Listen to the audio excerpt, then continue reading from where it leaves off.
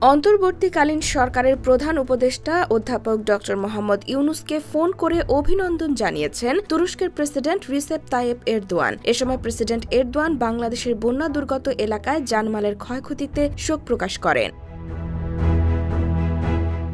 প্রধান উপদেষ্টার press wing জানান, মঙ্গলবার বাংলাদেশের অন্তর্বর্তী সরকারের প্রধান উপদেষ্টা অধ্যাপক মোহাম্মদ ইউনূসের সঙ্গে ফোনে কথা বলার সময় এরদোয়ান প্রধান উপদেষ্টাকে তুরস্ক সফরের আমন্ত্রণও জানিয়েছেন। এরদোয়ান বলেছেন, বাংলাদেশের বন্যা দুর্গতদের মানবিক সহায়তা দেবে তুরস্ক। এজন্য প্রধান উপদেষ্টা তুরস্কের প্রেসিডেন্টকে ধন্যবাদ জানান।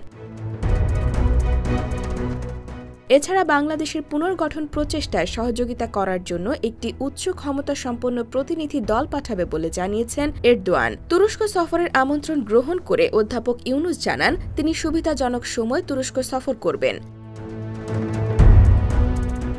প্রধান উপদেষ্টাও এরদোয়ানকে বাংলাদেশ সফরের আমন্ত্রণ জানান এবং এরদোয়ান আমন্ত্রণ গ্রহণ করেন। এ সময় তুরস্কের প্রেসিডেন্টকে বাংলাদেশের সঙ্গে তুরস্কের বাণিজ্য বৃদ্ধির প্রস্তাব দিয়ে মোহাম্মদ ইউনূস বলেন, বাংলাদেশের উৎপাদন সহ গুরুত্বপূর্ণ খাতে তুরস্কের বিনিয়োগ প্রয়োজন। এই মুহূর্তে তুরস্ক বৈশ্বিকভাবে শক্তিশালী। IBTV USA, new York.